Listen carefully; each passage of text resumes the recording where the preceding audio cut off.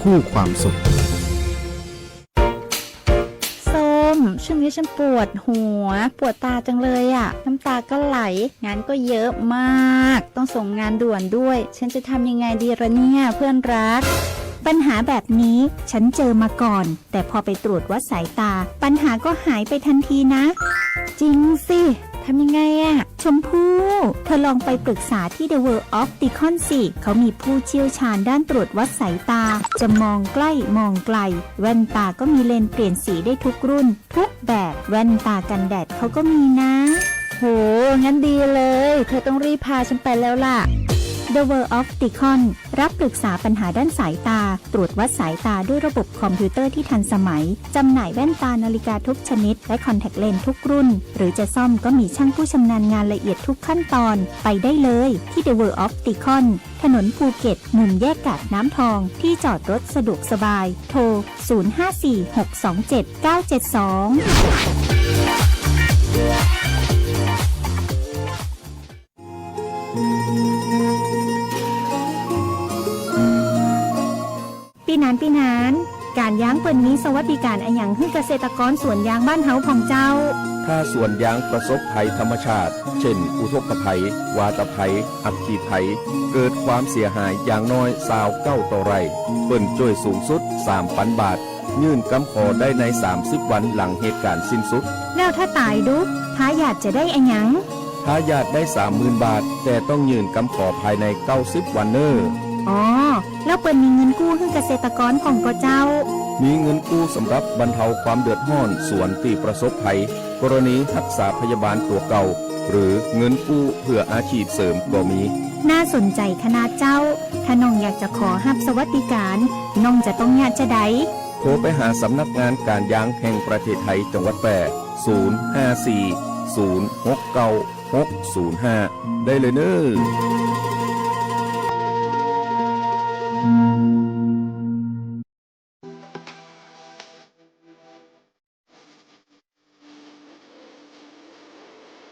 ครับบ่ดื่มบ่ครับปลอดภัยตลอดการเดินทางด้วยความห่วงใยจากสวทแปด FM 91 เมกะเฮิรตซ์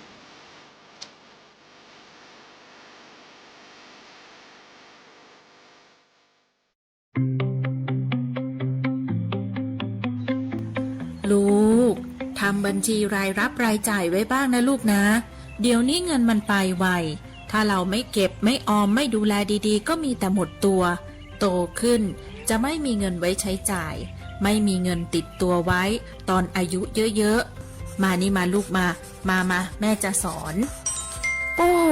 พอทำแล้วก็รู้ว่าใช้จ่ายอะไรไปบ้างตัดค่าใช้จ่ายที่ไม่จำเป็นออกไปออมเงินได้ด้วยแล้วนี่ครอบครัวของเรามีแผนการเงินหรือยังเก็บออมเงินไว้บ้างกันหรือยังครับแม่ก็ต้องมีสิจ้ายังค่าขนมของลูกที่เหลือเก็บตั้งแต่เด็กๆแม่ก็ฝากเงินไว้ให้ลูกในบัญชีออมทรัพย์แล้วก็ส่งเข้ากองทุนการออมแห่งชาติหรือกอช.นั่นเองจ้ะลูกก็จะมีเงินไว้ใช้ตอนที่อายุเยอะๆตอนที่เกษียณแล้วส่วนของแม่นอกจากประกันสังคมแล้วแม่ก็มีกองทุนสำรองเลี้ยงชีพยายเองก็เคยกู้ยืมกองทุนผู้สูงอายุเอามาทำเป็นทุนไว้ค้าไว้ขายแล้วก็เก็บออมฝากไว้ในบัญชีมาเรื่อยๆแถมยายยังส่งเงินชาปนกิจสงเคราะห์ไว้ด้วยนะไม่ว่าจะอายุเท่าไหร่วินัยการเงินคือหัวใจสำคัญของการสร้างอนาคตให้คุณมีชีวิตที่มั่นคงเริ่มต้นวางแผนการเงินของคุณตั้งแต่วันนี้เพื่ออนาคตที่ดีกว่าด้วยความปรารถนาดีจากสำนักงานประชาสัมพันธ์ที่ 3 กรมประชาสัมพันธ์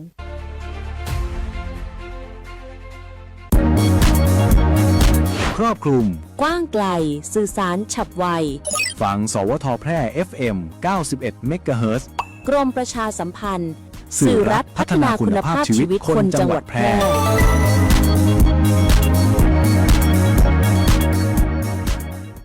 ศีลนี้ก็หมายความว่าเป็นกฎเกณฑ์หรือกฎปฏิบัติในสังคมศีลไม่ใช่สิ่งที่สูงส่งแท้ๆคือถ้าพูดถึงทางศาสนาก็เป็นขั้นต้นมีศีลก็หมายถึงว่าสามารถที่จะมีชีวิตอยู่โดยไม่เบียดเบียนผู้อื่นแล้วก็ไม่เบียดเบียนตัวเอง พระบรมราโชวาทของพระบาทสมเด็จพระเจ้าอยู่หัวภูมิพลอดุลยเดชรัชกาลที่ 9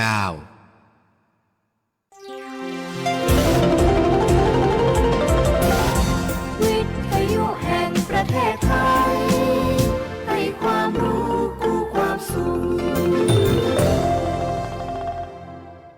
ที่นี่สถานีวิทยุกระจายเสียงแห่งประเทศไทยจังหวัดแพร่ส่งกระจายเสียงด้วยระบบ FM สเตอริโอมัลติเพล็กซ์ความถี่ 91 เมกะเฮิรตซ์ จากนี้ไปติดตามรับฟังรายการวิทยุคนเมืองแพร่ไปจนถึงเวลา 11 นาฬิกาค่ะ สถานีวิทยุกระจายเสียงแห่งประเทศไทยจังหวัดแพร่ร่วมกับชมรมวิทยุคนเมืองแพร่ขอเสนอรายการวิทยุคนเมืองแพร่หลากหลายสาระความรู้สุขภาพคลังสมองภูมิปัญญาวัฒนธรรมท้องถิ่นสารพันอาชีพเด็กเยาวชนและสังคมหมอกฎหมายทนายชาวบ้านติดตามรับฟังได้ที่นี่ทุกวันจันทร์ถึงศุกร์ 10:10 นถึง 11:00 นทางสถานีวิทยุกระจายเสียงแห่งประเทศไทยจังหวัดแพร่ FM 91 เมกะเฮิรตซ์ วิทยุคนเมืองแพร่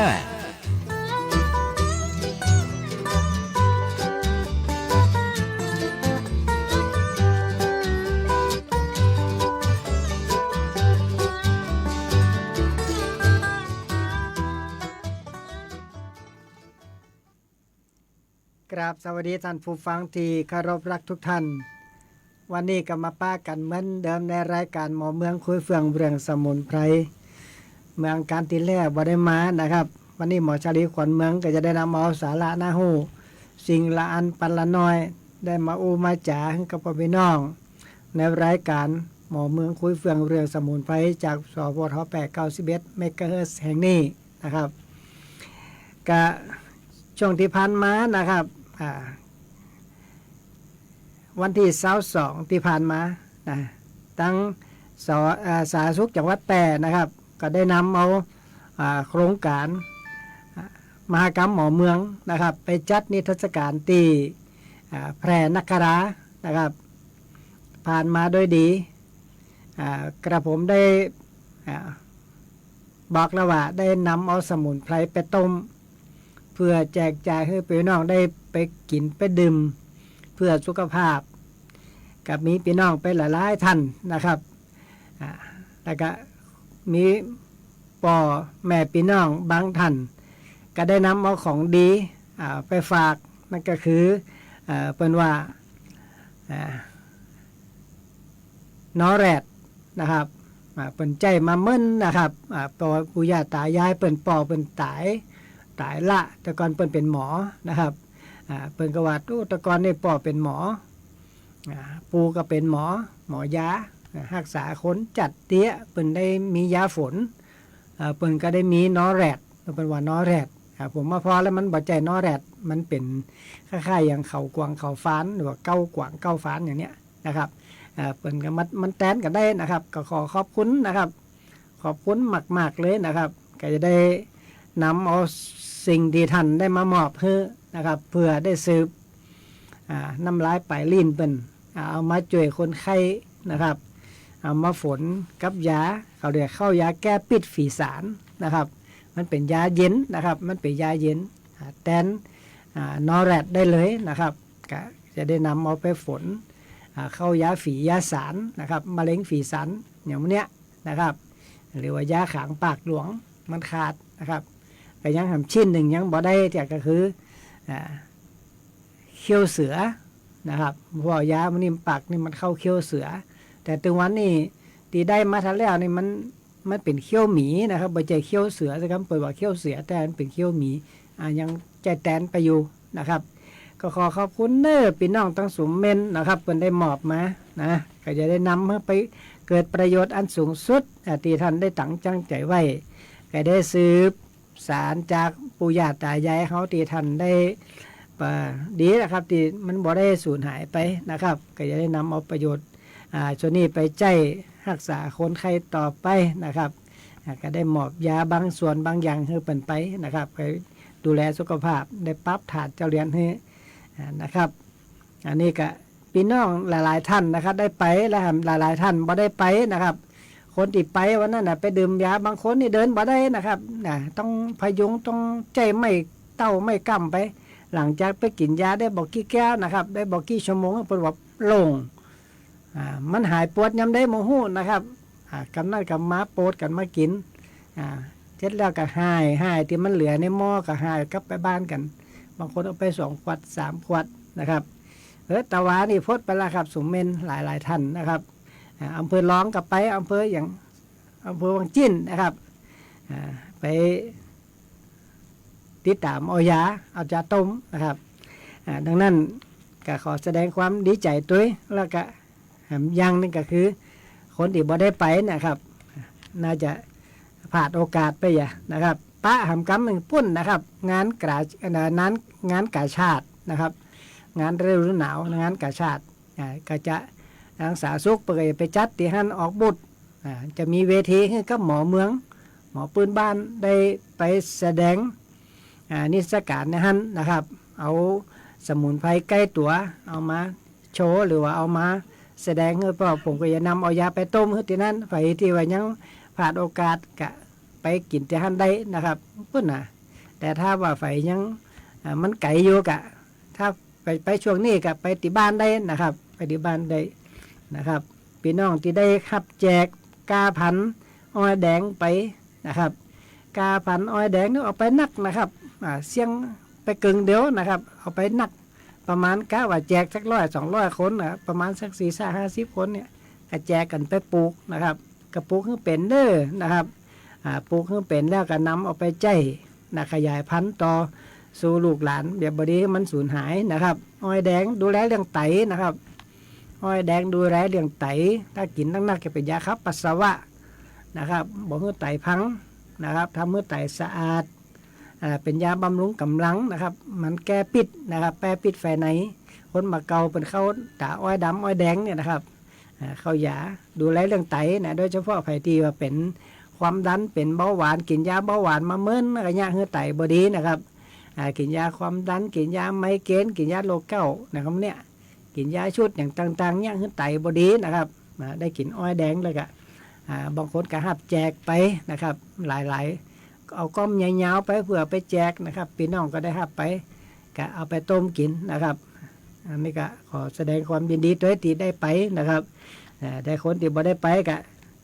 ต้องการกับเพิ่งไปเอาบ้านได้นะครับอ้อยแดงปลาเลือ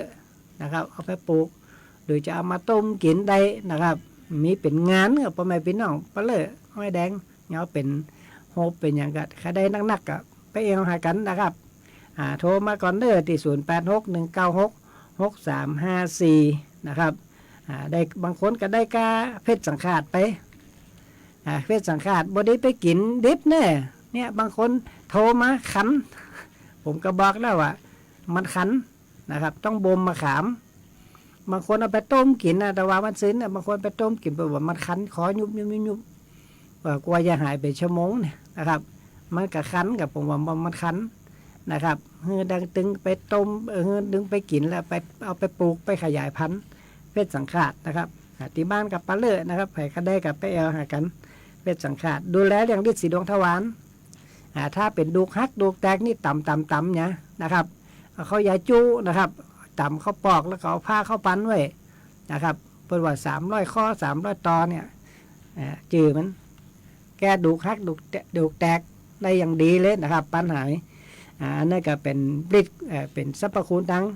เพชรสังขารนะครับก็แจกกันไปนะครับบางคนก็เอาไป5 กา 10 กานะได้ไปนะอันนี้ก็เป็นทำหน้าที่ขยายพันธุ์นะครับทำหน้าที่ที่สานต่อนะครับเพื่อบ่ให้มันสูญหายนั่นเองนะครับเขาเรียกว่าพันธุกรรมพืชนะขยายพันธุกรรมพืชอันนี้ก็แจกไปเรียบร้อยนะครับไปที่ว่าได้ไปแล้วนะครับให้ปลูกขึ้นก็ไม่หรือว่าทำก้างไว้เนอะเพราะเพชรสังขารนี่ถ้ามันได้เป็นแล้วก็มันเป็นคุมมันเป็นคล้ายๆมันเป็นเส้นเป็นเถาไปเนี่ยทำเป็นไม้ประดับได้แล้วก็เอามา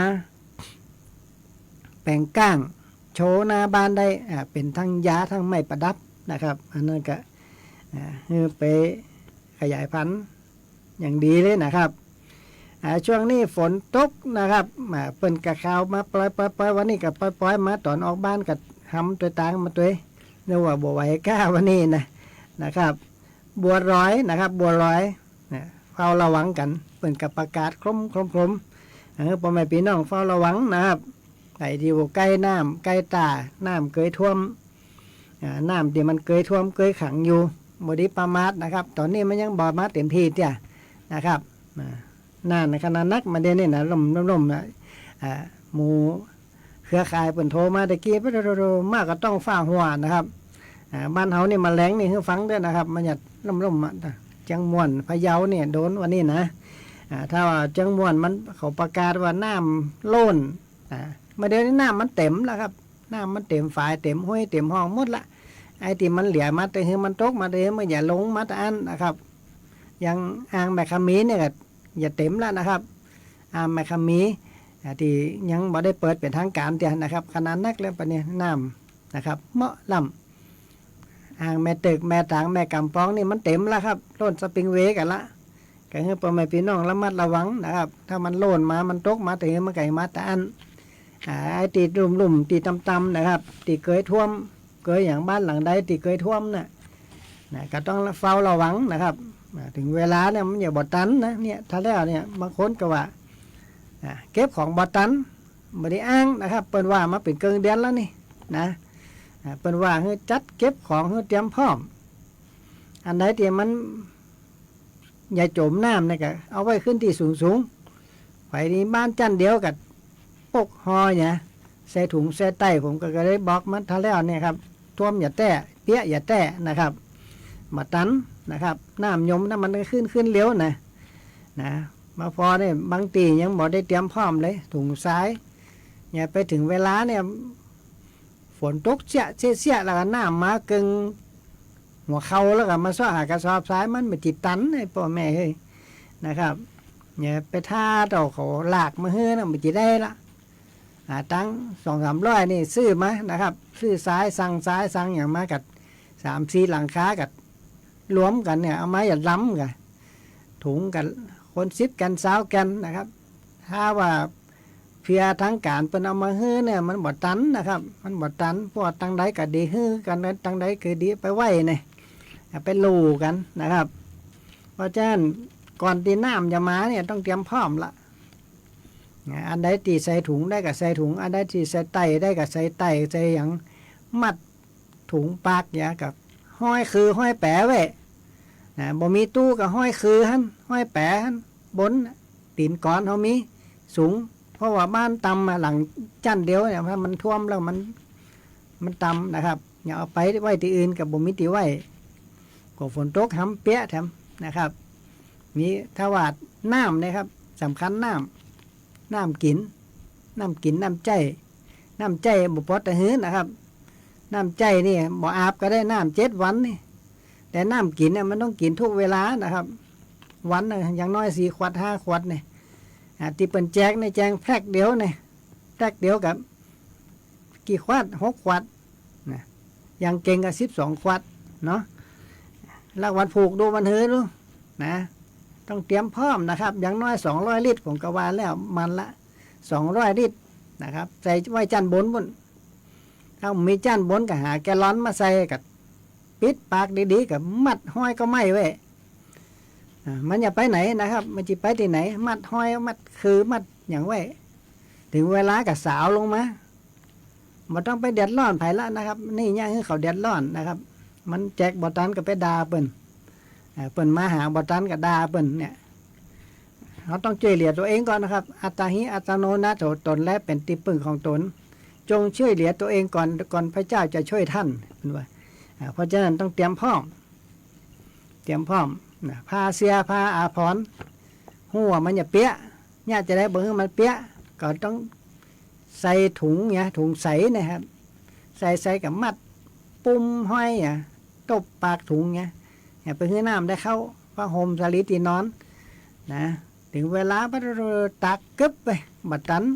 ไปตันอย่างรับเมาะมาคืน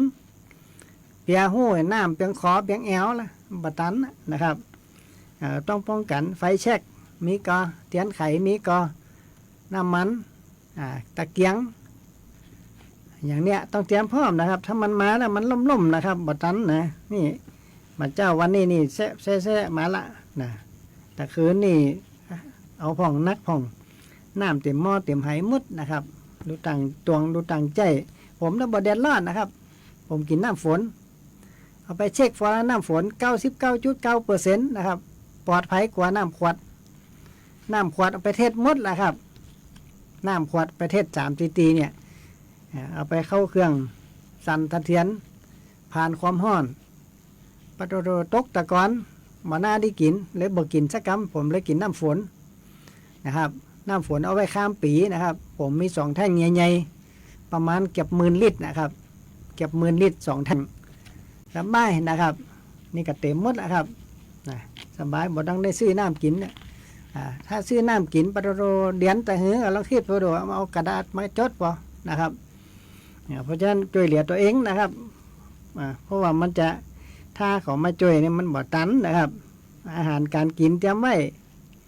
นะครับ ของแห้งปลาแห้งจิ้นส้มไอ้ที่เป็นแจกเนี่ยปลากระป๋อง2 กับไปมาอย่าง62นะครับไปตันอย่างอย่าไปกาดกับไปบ่ได้แม่กล้ากับไปกาดยากหน้ามันไปมาหมดละนะครับ เพราะฉะนั้นก็อาหารการกิน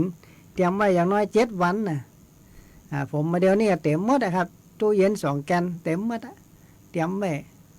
ปลาส้มปลาฟักเตรียมไว้หมดผม5 ปลานี้ตัวใหญ่ๆก็เอาไว้ต่างหาก5 ปลาตินปลาทูก็2 กิโลไว้ในตู้นะถึงเวลามันสบายจำผลิตนะครับเพราะมันโมโหเวลาใดนะครับขนาดบ้านผมโมเดลร้อนอย่างน้ำท่วมผมก็ยังเตรียมพร้อมเลยนะครับมีไฟแช็กไฟฉายอย่างมอแบตเรียบร้อยหมดนะครับบ่ฮือไฟเด็ดดอนบ่เคยนะครับผมอู้ซื่อๆเลยว่าทั้งการนี่บ่ได้ช่วยแต่เฮ้นะครับเงินหมื่นยังบ่ได้ก็เปิ้นนะครับเพราะเฮารู้ช่วยเหลือตัวเองมาตลอดนะแปลงคัดถูไม่กวาดแซ่ป้ามีก็นะครับเอาไว้เวลาน้ำมันจะแห้งเนี่ยมันจะบอกมันเป็นขี้โป้นะครับบ้านหลังไรต่ำๆกวาดไปน้ำมันลดไปก็กวาดด้วยนะบ่เดือดร้อนนะเพราะว่าเขายังบ่มีสูบใส่มีสูบน้อยก็เตรียมไว้ได้โบปั้มน้ำมันยังใจได้อยู่ก็นะครับสายยางอย่างน้อยก็25 เม็ดนะเอาไว้ซุปปากก๊อกน้ำแล้วก็หดล่างไปด้วยนะครับแต่ถ้าเทศบาลเปิดไม้จ่วยนะมันกี่กันนะครับแล้วมันมีกี่หลังคามีกี่จุดกี่แห่งมันจะนะครับเพื่อจะมาล่างมันเฮาแล้วบัดตันนะครับเขาต้องเตรียมของเขาพร้อมนะกระสอบทรายอย่างที่ว่าเนี่ยว่าไปละนะครับอันนี้ก็เป็นเรื่องที่เขาจะต้องเตรียมพร้อมนะครับเกี่ยวกับพายุเขาเนี่ยมาเดียวมันตามไม่หำลูก2 ลูกกันนะมันจะมีแต่เจ็บเฉพาะบัวลอยนะพ่อแม่พี่น้องอันนี้ก็ทำใจนะครับพี่น้องได้โทรมานะครับก่อนพี่น้องได้โทรมานะครับก่อนว่าทำไมกดไหลย้อนทำไมบ่หายสักเตียอันนี้ผมได้อู้ไปหลายเตียแล้วนะกดไหลย้อนได้ก็จะอู้รายละเอียดtämๆนะครับเอามาฟังเสียงเพลงก่อนครับเดี๋ยวเราก็มาอู้รายละเอียดเกี่ยวกับว่ากดไหลย้อนtämๆนะครับเพราะว่าทางการทางแพทย์แผนปัจจุบันเปิดว่ายังหาสาเหตุยังแต่ยังบ่เจอเตี่ยนะครับว่ากดไหลย้อนคืออะไรอย่างอันนี้เดี๋ยวผมจะมาอู้ฟังนะครับเจอพ่อแม่พี่น้องรับฟังเสียงเพลงได้เลยครับ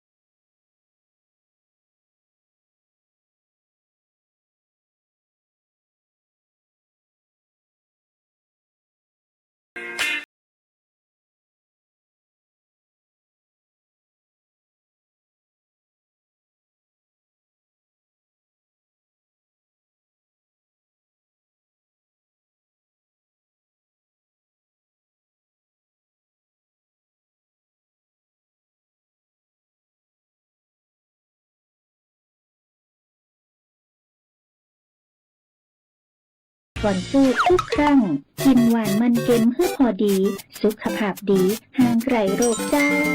ด้วยความห่วงใยสำนักงานประชาสัมพันธ์ตี 3 กรมประชาสัมพันธ์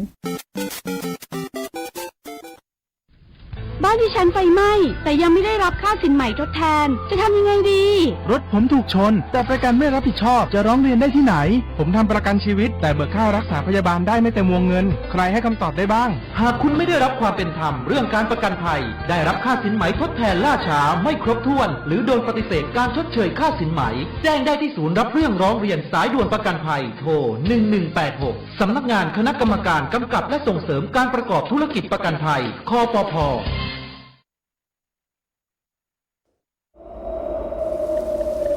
จากสภาพอากาศที่แปรปรวนทำให้เกิดภัยพิบัติต่างๆทางธรรมชาติเพื่อเตรียมความพร้อมรับมือกับสถานการณ์ที่อาจจะเกิดขึ้นประชาชนควรเฝ้าระวังติดตามข้อมูลข่าวสารจากหน่วยงานภาครัฐที่เชื่อถือได้ดูแลตนเองและบุคคลในครอบครัวต้องการความช่วยเหลือด่วนแจ้งเหตุมาที่กองอำนวยการป้องกันและบรรเทาสาธารณภัยจังหวัดแพร่โทร 054-533-680 หรือสายด่วนปพ 1784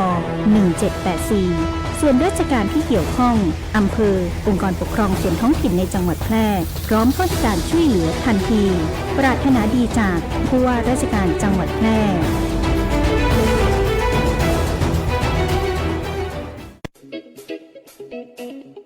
ขับขี่ปลอดภัยเมืองไทยไร้อุบัติเหตุด้วยความปรารถนาดีจากสวทแพร่ FM 91 เมกะเฮิรตซ์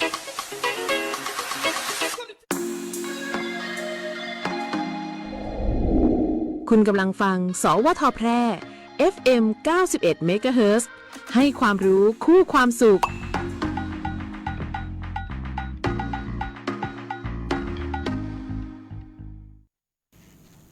ครับ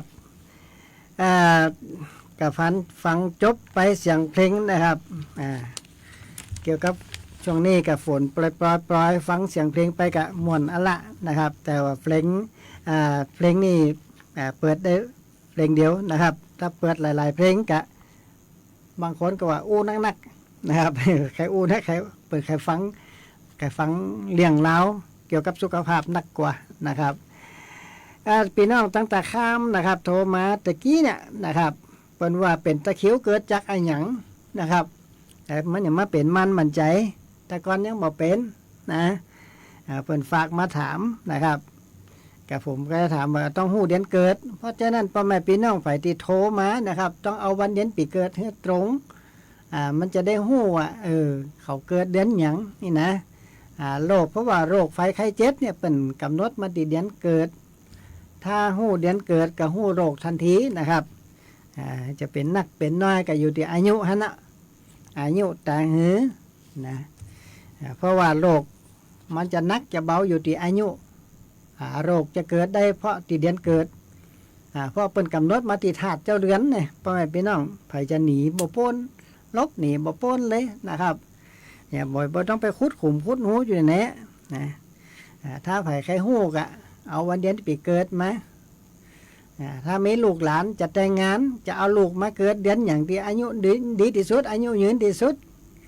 โรคภัยไข้เจ็บมันน้อยที่สุดเฮาใครมันเกิดเดือนหยังควรจะไปร่วมรับนอนหรือว่าปฏิสนธิอยู่ในคันบรรดาวันที่หยังเดือนหยังอันนี้กำหนดได้เลยนะครับเพราะว่าปกติส่วนใหญ่ 99% นี่บ่มีแผงหู้เรื่องนี้นะครับกับผมวิเคราะห์วิจัยมานี่บ่ต่ำกว่าหลายพันคนนะครับก็คงบ่ผิดนะครับบ่ผิดสักคนแม้แต่น้อยเดียวนะครับเพราะฉะนั้นนี่ก็เอาวันเดือนปีเกิดดีกว่านะครับมาถามนะถ้าจำเดือนบ่ได้ก็จำถ้าคนเฒ่าคนแก่ก็จำว่าเกิดช่วงหยังมะม่วงสุกมาฝางสุกกะฝนตกกะกบห้องกันเอาหู้ดีว่าเพราะมันตามฤดูกาลหมดส้มหมดแดงออกกันน่ะเอาหู้เลยทันทีเดือนหยังเนี่ยนะครับอันนั้นก็คือเป็นการวิเคราะห์ไปตามธรรมชาตินะครับว่าเกิดหน้าหยังน้ำน้องเนี่ยมันบ่จะว่าเดือนสิงหาเดือนเมษาน้ำน้องกับใบใจนะครับสมัยตะกอนเนี่ยมันตรงเป๊ะนะครับน้ำน้องเดือนหยังอันเพลงเป็นบทแต่งว่าฝนตกเดือน6นะครับน้ำน้องเดือนยีนะครับเดือน12น้ำน้องเต็มตะลิงนั่นนะครับคนมาเกาเป็นมันแม่นนะครับมาเดี๋ยวนี้มัน เอาแหน่บ่ได้แล้วนี่นะครับไอ้อย่างกระตกไอ้อย่างกระท่วมหัวไปนะมันเพราะว่าโลกมันเปลี่ยนไปละนะที่เป็นตะคริวเนี่ยเกิดจากช่วงนี้นะครับเกิดจากเลือดมันหนืดนี่แม่เฮ้ยเลือดมันหนืดเกิดจากอะไรอย่างช่วงนี้ก็ส่วนมากที่ผ่านมานี่ก็คือวัคซีนทำพิษตอนนี้ดังนักวิทยาศาสตร์หรือว่าตั้งบนเนี่ยเป็นว่ามาละว่ามันเกิดจากวัคซีนออกฤทธิ์เนี่ยเพื่อเป็นไปต่างๆนานาไผบอกเคยเป็นก็จะเป็นคนจะลงเหมือนใบไม้ร่วงกันตึงแต่นะครับเพราะเราอำเภอล่องกวางเขาเฝ้าศพแบบว่าเล่นนะครับมาเลยนี่2 วัน 3 วันเอามานะครับเดือนไป4-5 ศพก็มีเพราะฉะนั้นเนี่ยเกิดจากวัคซีนนะครับพ่อแม่พี่น้องทำให้เลือดเกิมเลือดเนืดเพราะไวรัสตัวนี้ไปเนี่ยคือเลือดมันเกิมมันเนืดอันนี้จะได้บอกว่ามันเกิมมันเนืดถ้ามันเป็นไปละฉีดไปละเนี่ยได้นะครับให้มีหนอนตายยากเอาหนอนตายยากมาต้มกินฆ่าเจี้ยมันเนี่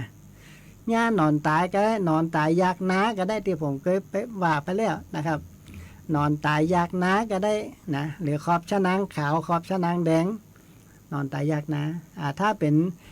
หนอนตายกับบ้านเราก็คอตุงนะครับที่เอามาใส่หนอน5นั่นนะอันนั้นฆ่าเชื้อไวรัสได้นะครับฆ่าเชื้อโรคได้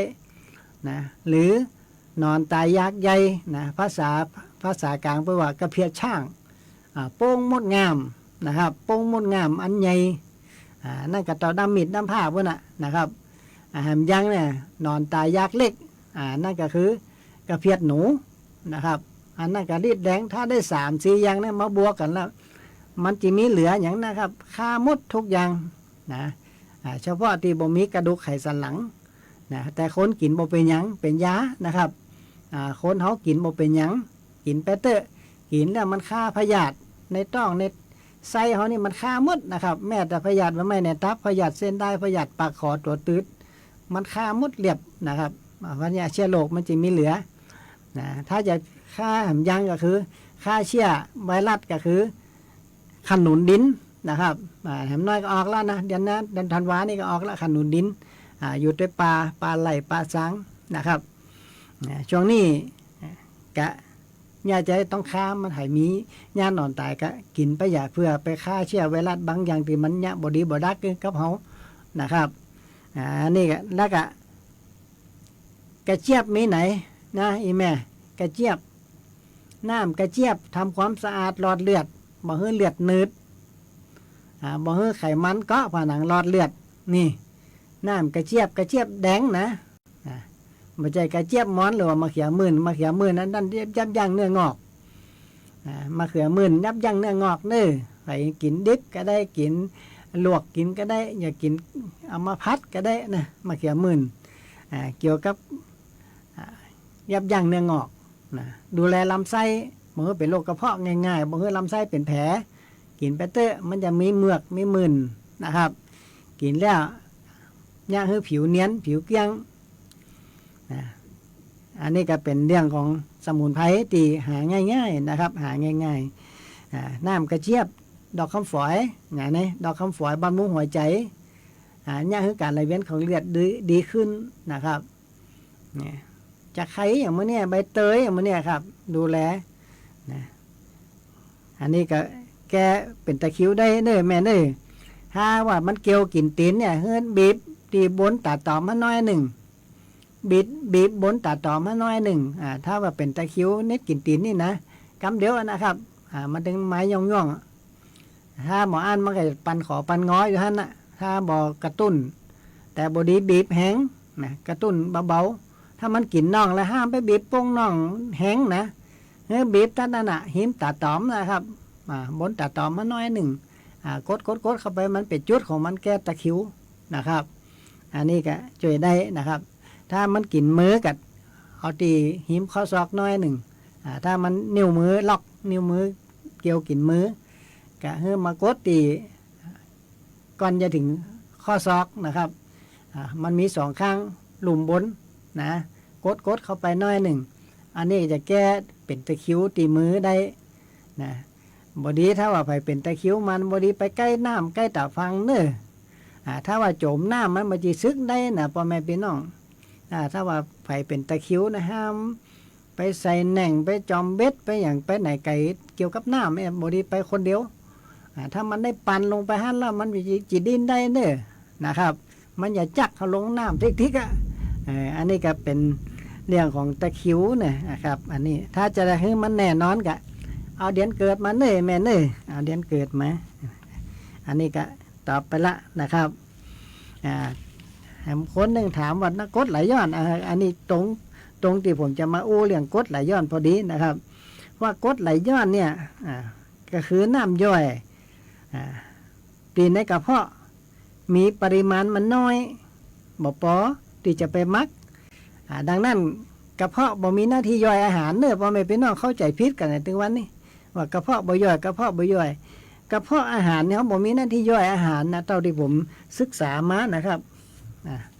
เพราะว่ากระเพาะอาหารเนี่ยมีหน้าที่มักให้มันห้อนให้มันนุ่มนะครับห้อนนุ่มพร้อมที่จะย่อยแล้วมันจะไปติดกรวยกระเพาะกรวยสุดกระเพาะสุดนั่นนะครับไปมันจะไปทำการย่อยหันและลำไส้เล็กนี่ดูดซึมสารอาหารนะครับลำไส้เล็กมีหน้าที่ดูดซึมสารอาหารดูดไปไว้ไหนดูดก็ไปเก็บไว้ที่ตับอ่อนนะครับเก็บไว้ที่ตับอ่อนตับอ่อนมีหน้าที่เป็นคณะกรรมการปั่นหุ้นปั่นส่วน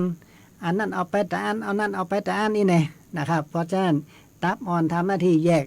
สิ้นส่วนหรือว่าแยกสารอาหารไปตามส่วนต่างๆของร่างกายนะครับช่วงที่ว่าการดูดซึมสารอาหารต่างๆที่ลำไส้เล็กเนี่ยอันใดที่มันย่อยมันมักบดีนั่นน่ะน้ำย่อยบ่พอถ้าน้ำย่อยบ่พอเกิดจังอย่างใจกะมันกระต้นขึ้นทางบนกะนะถ้ามันห้อนเกินนะครับน้ำย่อยมันน้อยเพราะว่าการหลั่งเอนไซม์ไปบ่พอนะครับนั่นก็คือน้ำดีมีหน้าที่หลั่งเอนไซม์หรือว่าน้ำย่อยนะครับน้ำย่อยแต่นี่ภาษากลางเป็นว่าภาษาฝรั่งเป็นว่ากรดไฮโดรคลอริก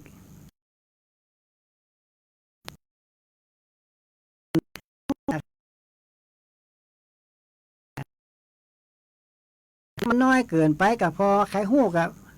หันชัดเจนคือพอหม้อแกงนั่นกะ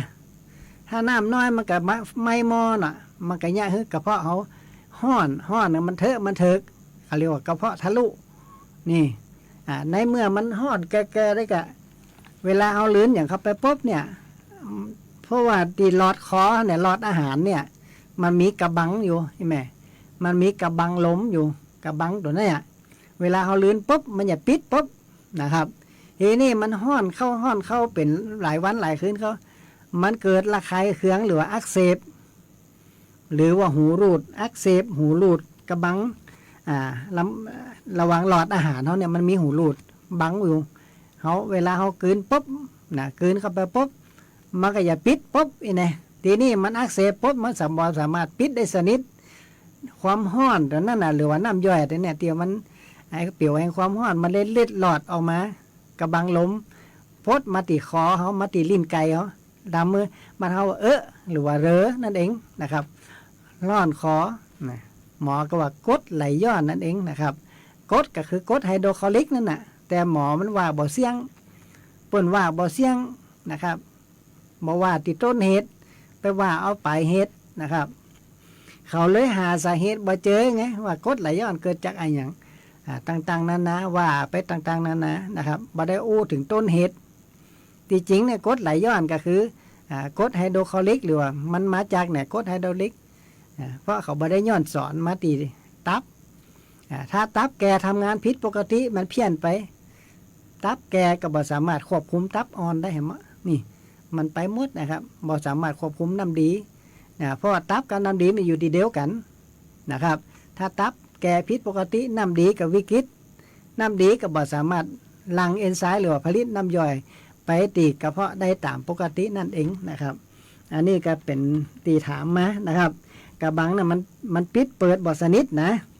เนี่ยคือความห้อนเล็ดหลอดเข้าไปเพราะมันอักเสบไปมันบ่สนิทมันความห้อนด่วนน้ำย่อยนั่นน่ะมันเข้มข้นย้อนสอนขึ้นมาเนี่ยคือเสมหะเนี่ยคือห้อนอักเสบแสบคอบางครั้งก็มันมีรส เปรี้ยวผ่องเผ็ดผ่องนะครับโดยเฉพาะของมันเนี่ยมันจะย่อยยากนะครับของทอดของมันจะย่อยยากเพราะน้ำย่อยบ่พอนั่นเองนะครับถ้ามันย่อยยากปุ๊บมันก็จะเป็นเจี๊ยห้อนคอสังเกตถ้าเป็นห้อนคอแล้วไปกินย้ำมันหนุนแกไปกินของพัดของทอดของคั่วของเจ้าเนี่ยมันจังเนี่ยเฮือนห้อนคอมาลุ้นถ้ามันได้เหลือออกมาละใครฆ่าไอ้กำเดือนะครับเพราะฉะนั้นเนี่ยก็เนื่องจากหูรูดมันอักเสบนั่นเองกรดไหลย้อนหรือว่าน้ำกรดก็คือน้ำย่อยนะเกิดจากน้ำดีเนื้อเรียกว่ากรดไฮโดรคลอริกนะอันนี้บอกแล้วนะ3-4แต่ละกรดแห่งความห้อนซึ่งทำเมื่อที่ไปมักอาหารให้มันห้อนให้มันหนุ่มนั่นเองนะครับไผ่ที่ว่าส่วนมากมันจะเกิดขึ้นที่คนที่เกิดเดือนธันวามกรากุมภามีนาเมษานะครับกลุ่มนี้เป็นธาตุไฟนะครับกลุ่มธาตุไฟนะธาตุไฟตั้งแต่วันที่ถ้ามันจะนักก็คือช่วงอายุ20 ปี28 36 44 52 60 68 76 84เนี่ยแต่มันจะนักตอนนั้นนะครับแต่บางคนนี่เริ่มไปละนะครับมาให้โมนี้กัดห้อนไปเพื่ออายุมาถึงปุ๊บถาดของบดีละถาดแตกดีว่าตะกี้เนี่ยถาดแตก20 ปี36นี่นะ44 52อันนี้ถาดแตกเนื้อปล่อยแม่ให้ระมัดระวังต้องปรับถาดเจ้าเลี้ยนนะกินยาปรับถาดเจ้าเลี้ยนถ้าถาดเจ้าเลี้ยนเขาปกติการย่อยมันก็ปกตินะถ้าถาดอาหารถาดพิการอาหารก็บ่ย่อยนะคนมาเกาเป็นว่าจะอันนู้ถาดพิการอาหารก็บ่ย่อยดังนั้นบอดีคือถาดมันพิการถ้ามันพิการเนี่ยได้ก็ต้องแก้ไขมียาถาดกินยาถาดผสมน้ำผึ้งคนมาเกาเป็นว่ามีดีปีชะพูจะคานปิดปิวแดงมีขิงมีแห้วหมูมีพริกไทยอันนี้เป็นยาตั้งถาดเนี่ยคนมาเกาเป็นว่ายาถาดซีพ่อแม่พี่น้องบางคนเข้าใจผิดยาถาดซีตีเป็นน้ำเป็นขวดนั่นอันนั้นมันเป็นยาบำรุงถาดนะครับเป็นยากินข้าวล้ำแต่ว่าเป็นมาห้ามขายไม่ได้เนี่ยเพราะมันเขาใส่คลอโรฟอร์มเปิดฝาขวดดังบุ้งบุ้งบุ้งไอ้กากวางส่งเป็นยังนี่ไล่หัวเป็ดหัวไก่อยู่นะครับเพราะฉะนั้นเนี่ยระมัดระวังนะครับไปกินยาขวดน้ำเนี่ยมันมีคลอโรฟอร์มนะครับมันมีคลอโรฟอร์มเขาห้ามใจอันนั้นกับบดีนะครับเขากินเนี่ยไปหีบเองนะครับมีดีปีชะพูจะข่านปิดปิวแดงบอลมีก็เอาปิดปิวขาวปะเลอะปิดปิวแดงมาเดนกิโลยังต่ำถ้าเป็นผงเนี่ยประมาณ1,000 กว่าบาทเนี่ยประมาณเป็นมันแปลงขนาดเป็นสดนี่เป็นหากนี่ผมสร้างที่ผมให้เขาปลูกเนี่ยผมยังหับซื้ออยู่นะครับถ้าสดเนี่ยมาตามกิโล200เนี่ยนะครับปลูกมันสับปะหลังปลูกตั้งปลูกข้าวโพดยังกิโล200มาได้เลยไฟที่มันมีที่ว่างๆหาถ้ามีเจี้ยกับปลูกไว้ห้องแต่ก่อนอำเภอ2ขนาดนักแต่บอกแป้คนที่เป็นเขาไปเนี่ยแกนแป้งเนี่ยแกนแป้งนะถ้าบอกเข้าปิดปิวบอกใจแกนแป้งบอกเป็นเหล้าเนี่ยพ่อแม่เป็นน้องคนมาเกาเป็นว่าถ้าบอกมันต้องเข้าปิดปิวนะครับอย่างน้อยเขาใส่ขีด2 ขีดนะแกนแป้งต้องใส่ปิดปิวแดงนะแต่ก่อนนี่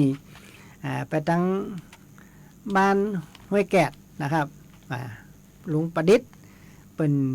สะสมไว้แต่ก่อนผมก็ไปขอแบ่งขอปันไปฮะลุงประดิษฐ์เป็นเสียไปละนะครับเดี๋ยวนี้ไปอย่าซื้อไปอย่าปลูกโมหัวนะครับนั่นเป็นปลูกเป็นเอานักนะครับ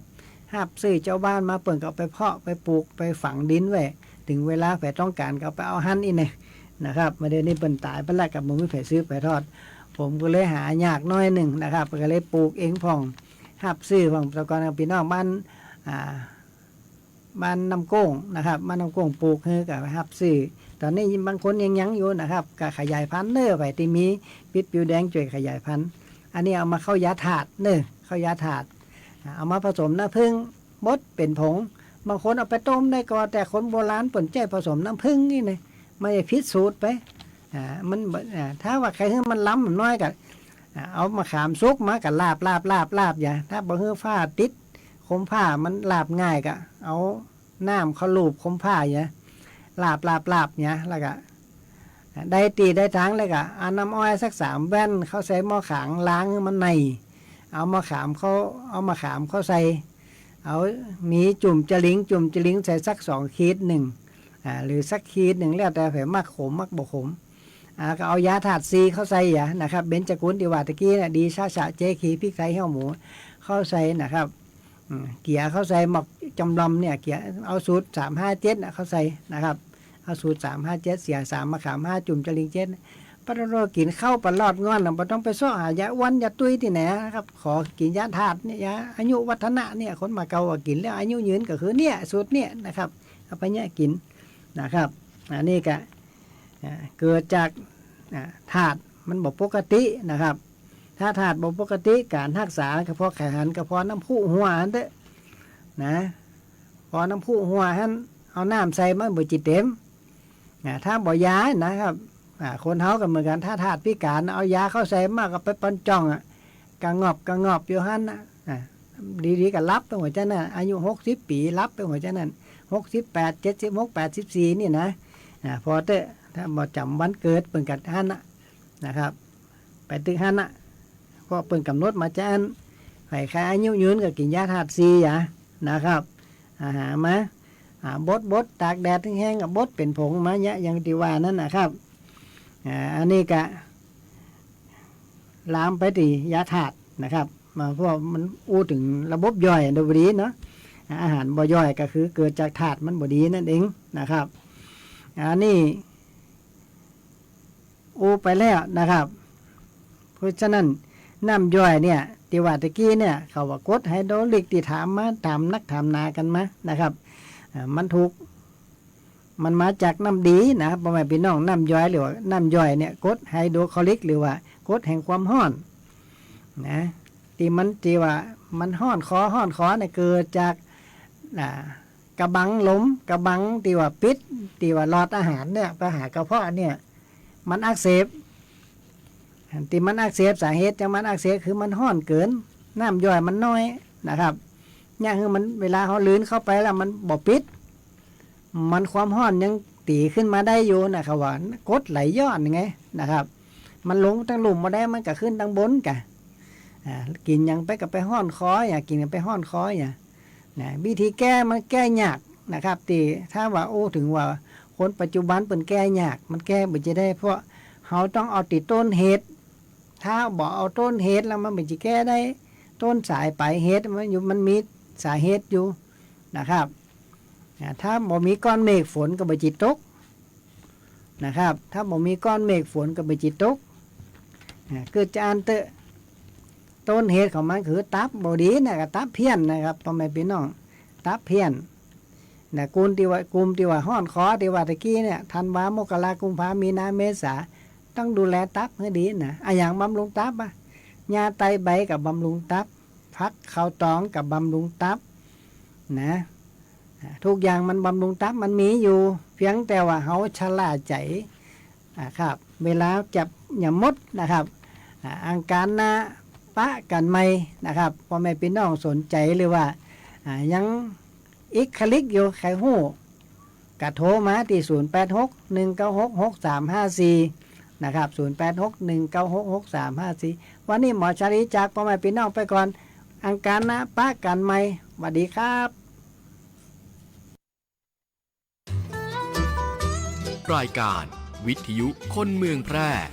หลากหลายสาระความรู้สุขภาพคลังสมองภูมิปัญญาวัฒนธรรมท้องถิ่นสารพันอาชีพเด็กเยาวชนและสังคมหมอกฎหมายทนายชาวบ้านติดตามรับฟังได้ที่นี่ทุกวันจันทร์ถึงศุกร์ 10:10 น. ถึง 11:00 น.